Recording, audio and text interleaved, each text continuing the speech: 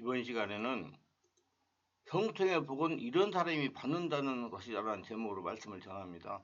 형통이란 처음보다 끝이 좋아지는 것을 의미합니다. 다니엘은 처음 포로 생활 동안 많은 고생을 했습니다.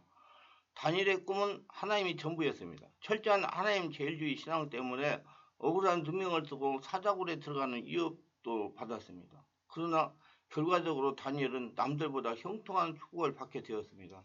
그것은 바로 전지전능하신 하나님께서 다니엘과 함께 하셨기 때문입니다. 하나님과 함께 하시는 사람은 비록 처음에는 어려움이 따르더라도 끝은 형통할 수밖에 없습니다.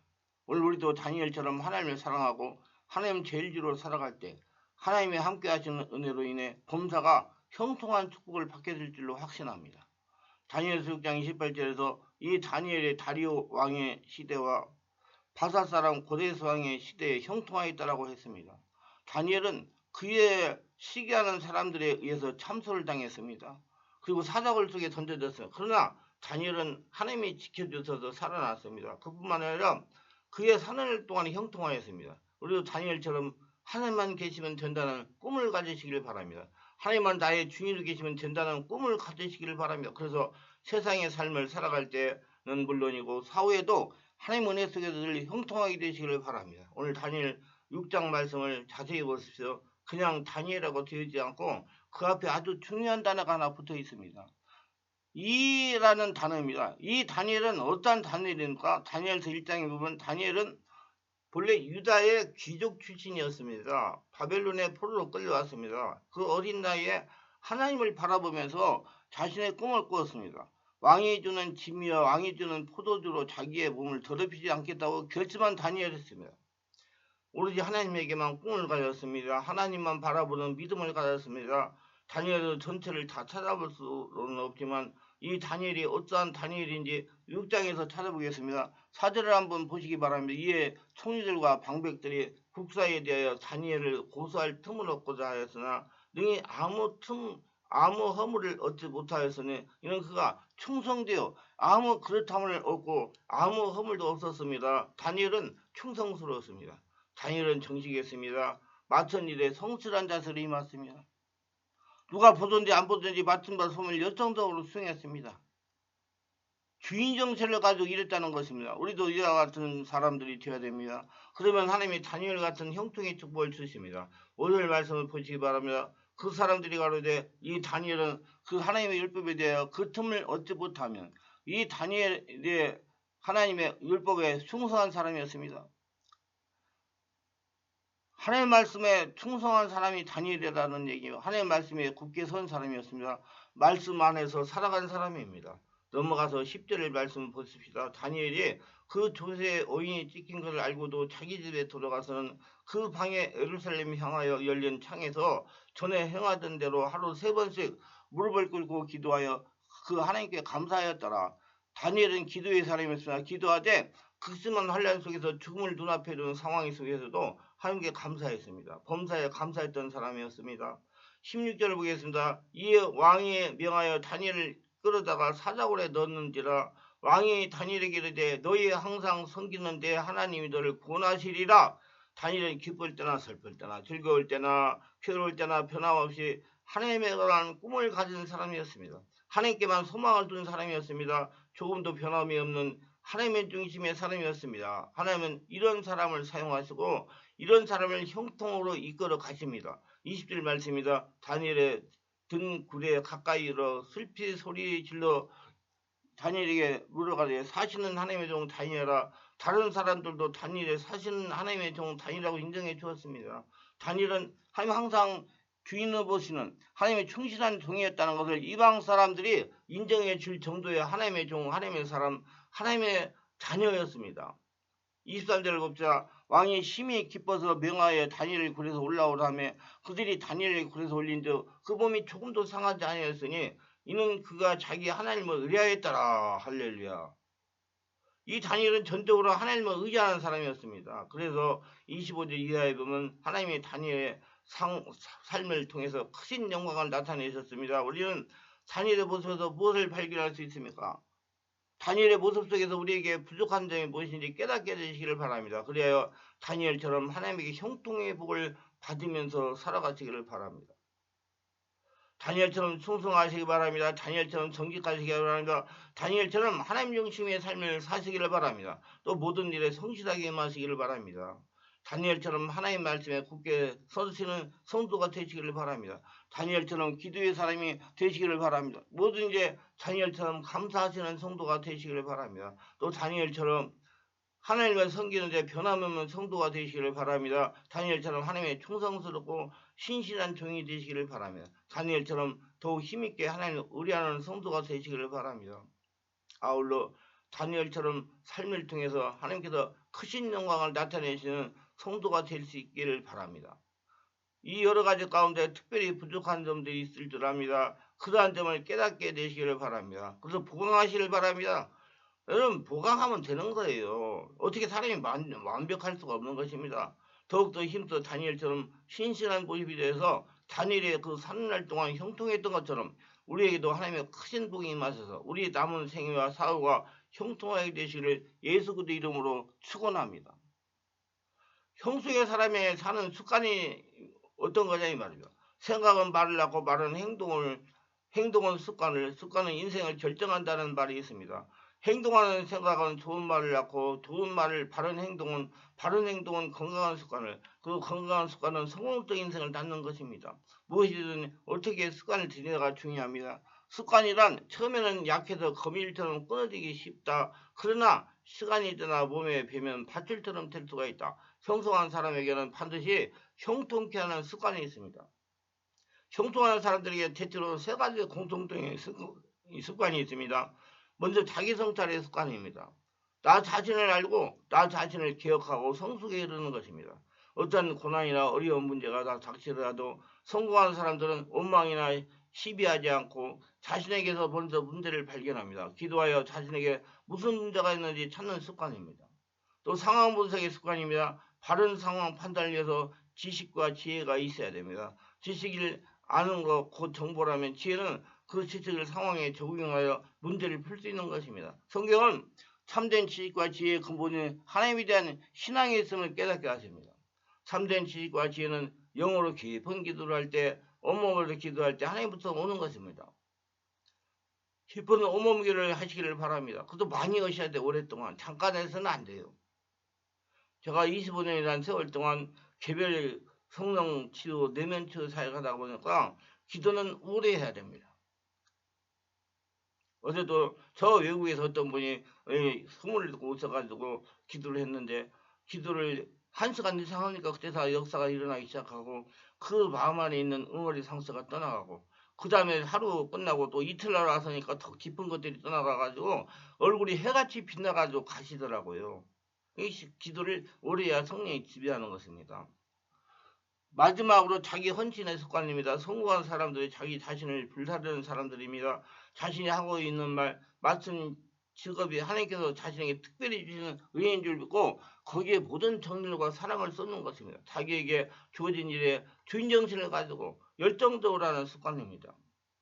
하프타임이라는 책의 저자 밥 버포드는 이렇게 말합니다. 나에게는 삶이 잠깐 타고마는 촛불이 아니다. 삶은 지금 내가 들고 있는 활활 타는 횃불과 같다. 나는 다음 세대에게 넘겨주기 전까지 가능한 밝게 활활 타기를 원한다. 근데 이 세 가지 습관을 동시에 가능케 하는 좋은 습관이 있습니다. 바로 시편 1편 기록된 묵상입니다. 시편 1편 2절에 오직 여호와의 율법을 즐거워하여 그 율법을 취하러 묵상하는 자로다. 묵상은 말씀을 깊이 있게 생각하고 마음에 심는 것입니다. 성경의 지배 가운데 말씀을 되새김질하는 것입니다. 나아가 말씀으로 하나님과 교제해 개인적이고 은밀한 사랑의 시간을 즐기는 것입니다. 묵상하면 자기 자신을 성찰하게 됩니다. 묵상하면 자기 자신을 성찰하게 되는 것입니다. 물론 사람은 자신을 볼 줄 아는 눈이 열려야 됩니다. 그 사람들은 자신을 보지 못하고 자꾸 다른 사람의 결점, 잘못된 걸 보고 어쩌고 저쩌고 말을 하는 분들이 많이 있습니다. 그러나 빨리 시선을 자기 자신으로 돌려야 됩니다. 그래서 말씀을 묵상하면 자기 자신을 성찰하게 됩니다. 또한 말씀에 비춰서 상황을 분석하고 바르게 대처할 수 있는 지혜를 구하는 것입니다. 묵상하면 함께 어떻게 해야 할 것인지 생각나게 하십니다. 묵상은 성공은 침묵에 있습니다.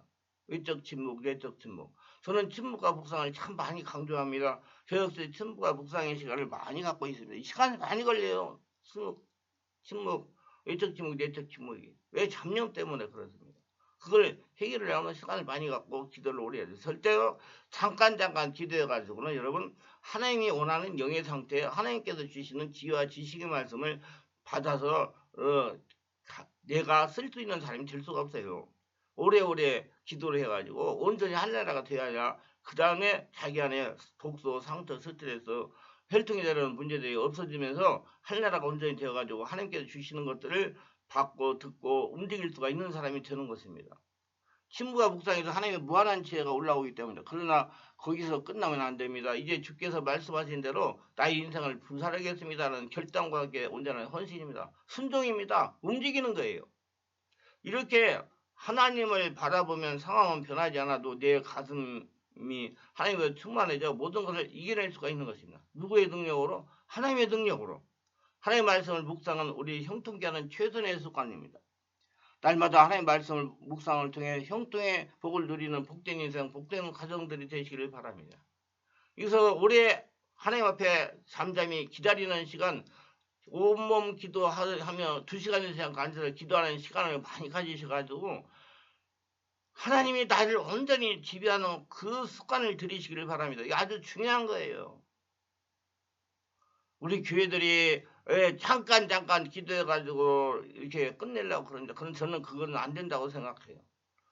그걸 기도를 오래 해야지 성령의 지배 장악이 돼가지고 온전히 몸 안에 있는 독소, 상처, 세상 것들이 떠나가고 하나님 나라가 돼가지고 하나님이 주시는 것들을 받아서 하나님이 주시는 뜻대로 움직여가지고 형통해질 수가 있는 것입니다. 제가 왜 온몸 집중 치유 기도를 2시간 이상씩 하는 줄 아세요? 그거 다 이유가 있어서 하는 것입니다. 처음에 있기 때문에. 그렇게 안 하면 사람이 변화되지 않아요. 1시간 말씀 전하고 20-30분 기도하고 안수하고 끝내면 정말로 시간이 많이 걸립니다. 그러나 2시간 이상씩 오래오래 기도하면 잠깐 1시간 말씀 듣고 30-40분 기도하고 했던 그런 분들 1년간 다녀서 그 기쁨에 있는 독소, 상처, 스트레스, 세상까지 물러가지 않지만은 1달만 2달만 하면 다 성령의 역사가 지배돼가지고 그런 게 물러가서 온전히 하나님의 은혜 가운데 거대한 성전으로 바꿔지기 때문에 제가 하는 겁니다. 사람을 바꾸려고 그러면. 여러분 문제 있는 거 고질병, 불치병 있는 분들 그렇게 오래오래 기도해가지고 하나님 나라가 되면 다 고쳐집니다. 믿음을 가지고 자꾸자꾸 하나님 나라 성전이 돼가지고 형통의 복을 다 받으시기를 바랍니다. 우리가 형사가 형통하려면 첫째 우리가 행하는 모든 일이 잘 되기 위해서는 우리의 생각을 하나님의 생각에 맞춰야 됩니다. 자기 생각이 없어져야 돼요. 우리의 생각과 하나님의 생각이 다를 때는 우리 행사가 형통할 수가 없습니다. 우리의 생각을 하나님의 생각에 맞추기 위해서는 주야로 하나님의 말씀 묵상하고 그 가운데 기록된 대로 지키려고 힘쓸 때 우리의 생각은 하나님의 생각과 일치될 수가 있습니다. 둘째, 우리의 모든 행사를 하나님께서 전적으로 맡겨야 됩니다. 전적으로 맡긴다는 것은 하나님의 말씀대로 뜻대로 살아가는 거예요. 이건 우리의 일을 우리의 일로 만들지 말고 하나님의 일로 만들라는 것입니다. 우리 일을 하나님께 완전히 맡길 때부터 하나님께서는 우리의 삶을 형통으로 인도하실 겁니다. 셋째, 성령의 지배 인도를 받으라는 겁니다. 우리는 예수를 주인으로 영접하고 성령을 거듭난 하나님의 자녀들입니다. 예수를 믿고 죽고 예수로 살아서 이제 성령 인도를 받는 하나님의 자녀들입니다. 이제 성령 인도를 받아요. 성령으로 말씀도 깨닫고 성령으로 하나님의 뜻도 알고 성령으로 기도도 하고 성령으로 행동하고 성령으로 말을 하고 이제 성령 인도를 받아야 돼요. 성령의 인도를 받으려면 내 생각과 의지를 버려야 됩니다. 내 생각과 내 의지가 남아서는 성령 인도를 받을 수가 없습니다. 성경은 이렇게 말합니다. 무릇 하나님의 영으로 인도함을 받는 사람은 곧 하나님의 아들이라. 로마서 8장 14절. 하나님의 영으로 인도함 받는 사람이 하나님의 아들이라고 합니다. 이제 우리의 주인이 바뀌었습니다. 옛날 아담 안에 있을 때는 육체로 귀신이 주인이었습니다. 그러나 이제 성령이 주인이십니다. 주인의 말에 순종하고 따라가시길 바랍니다. 형통의 복을 받으면 성령 인도를 따라야 받을 수가 있습니다. 성령의 지배 인도 받으시 성령으로 진리도 깨닫고 이제 성령이 알려주시는 걸로 살아가야 됩니다. 그래야 그게 성령 인도 받는 사람이고 형통의 복을 받을 수 있는 사람이다. 셋째, 꿈이 있어야 됩니다. 하나님이 나를 통해서 하나님이 나를 만들라는 꿈이 있어야 됩니다. 여러분, 하나님이 우리를 통해서 일을 하십니다. 그래서 성경에 꿈이 없는 백성은 망한다고 그래서 꿈을 품으시기로 하요. 꿈은 품때 하나님이 나를 통해서 이 땅에 하나님 나라를 이루신다는 꿈입니다. 그래서 빌보드 2장 10절 너희 안에 생하시는 하나님이신 자기의 기쁘신 위하여 너에게 소원을 두고 행하게 하시나니. 여러분 우리에게 소원을 두고 일을 하십니다. 하나님은 여기 분명히 하나님은 자기의 기쁘신 뜻을 위하여 너에게 소원을 두고 행하신다고 말씀하십니다. 항상 복창하시길 바라며 나는 잘된다. 하나님은 나를 통해서 이 땅에 하나님 나라를 이루신다. 그러면서 전폭적으로 하나님만 의지하시기를 바랍니다. 자기 생각 따르지 말고 하나님의 생각과 지식과 지혜를 따라야 됩니다. 그래서 하나님의 형통의 복을 받기를 바랍니다. 기도합니다. 오늘 또 저의 설교를 끝까지 들어주시는 분들을 축복하여 주옵소서. 특별히 구독, 좋아요, 알림 설정하신 분들을 기억하시고 하늘의 복으로 축복하여 주시옵소서. 오늘 말씀대로 인생 사는 동안에 자기가 없어지고 이제 하나님의 뜻과 하나님의 생각과 하나님의 지혜와 지식을 가지고 따라가서 날마다 형통하며 하나님의 축복을 거둬들이며 영광을 돌리며 하나님께 귀하게 쓰임받는 모두가 되게 하여 주시옵소서. 예수님의 이름으로 기도합니다. 아멘.